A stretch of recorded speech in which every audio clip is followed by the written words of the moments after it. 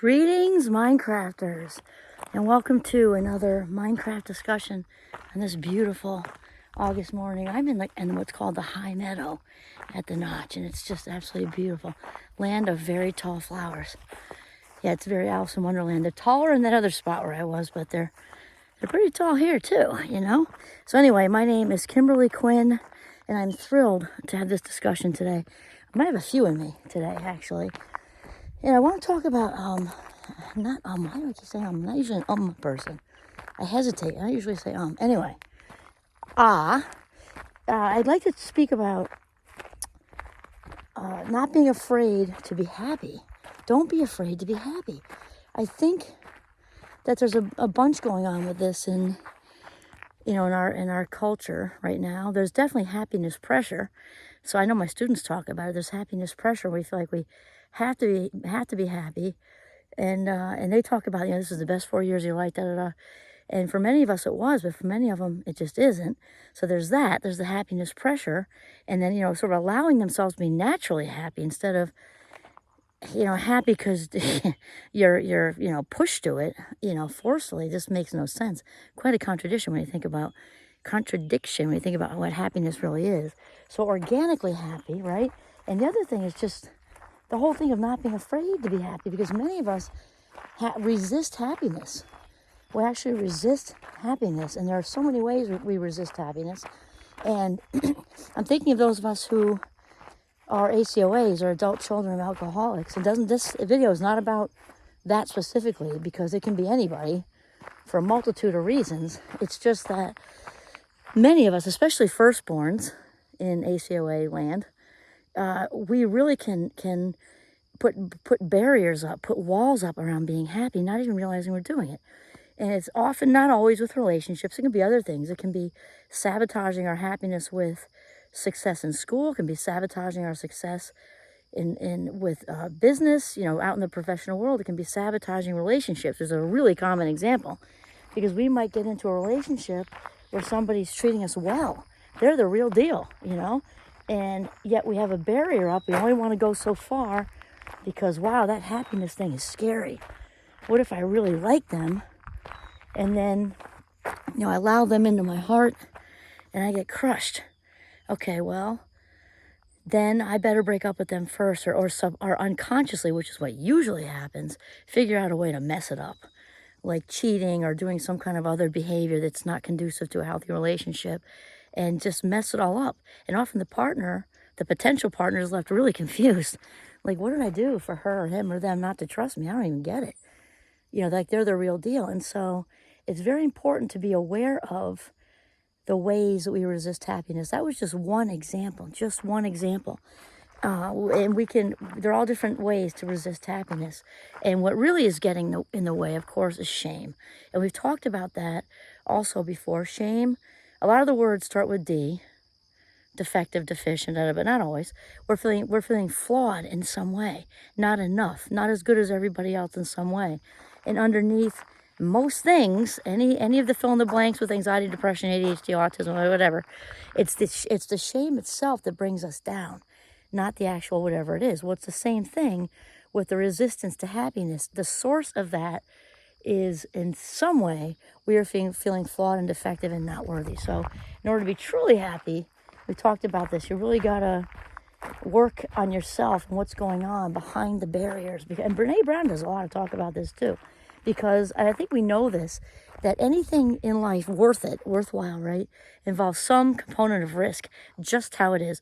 Whether you're an entrepreneur and you're starting a new business, you might need to be broke for a really long time, lose some stuff, give up some stuff until, it all comes together for you. Definitely in relationships, because I think we know that a relationship can only be as rich as we are vulnerable, as we are willing to put our heart right out there, feel naked on a tree branch, as we say. And that's just the truth, because that's where the power is. And it's important to say, being vulnerable and letting our guard down with safe people.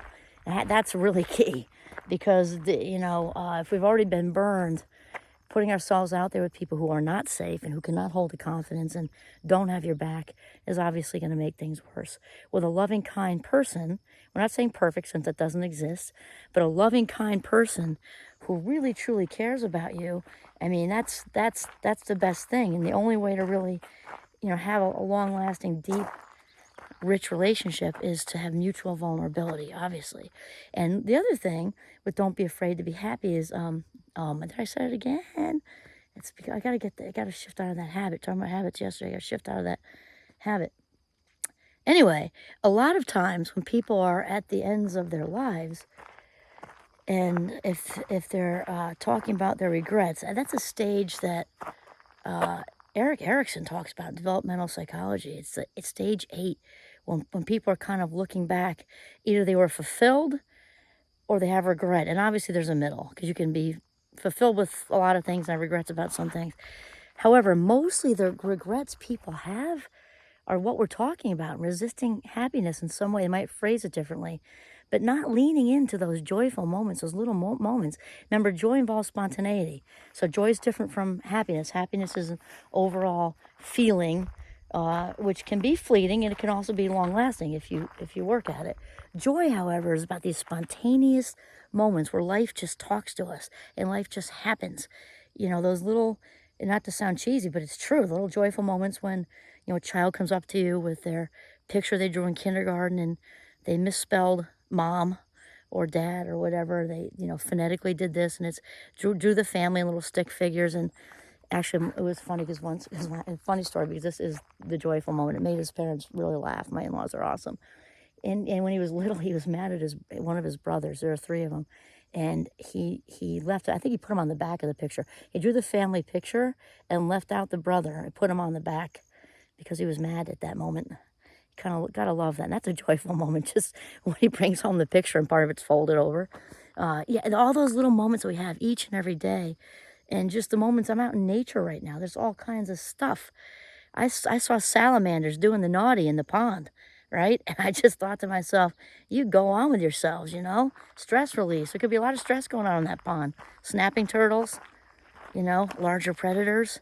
Live in the moment, I'm thinking to the salamanders. You go for it, endorphin release on a salamander level. And all these joyful, just spontaneous moments. So oftentimes people on their deathbeds, that's what their regret is. It's not that they didn't, whatever it is was huge, that they didn't fly to the moon or something. It's often that, gosh, I wish I had been more present with my kids, with my partner. I wish I had taken more walks in the woods. And by the way, Giovanni, please don't be worried. Giovanni's not here this morning because he's at the spa. Yes, with our daughter. He had a sleepover. Last time he came home smelling like pumpkin spice, which is very nice. And that lasted until he took one jump into the beaver pond, and then that was sort of it for the pumpkin spice smell. But he's getting all those little hair clumpies that golden retrievers get when they swim, even though he wades, because he's a shallow end kind of guy. But anyway, so that's where G is. So please don't be worried. He's just going to come back looking amazing tomorrow. So anyway, that's it. So don't be afraid to be happy, because as far as we know, this is the big game. This is it. There isn't another go around. There's lots of different belief systems on that. However, we don't really know, right?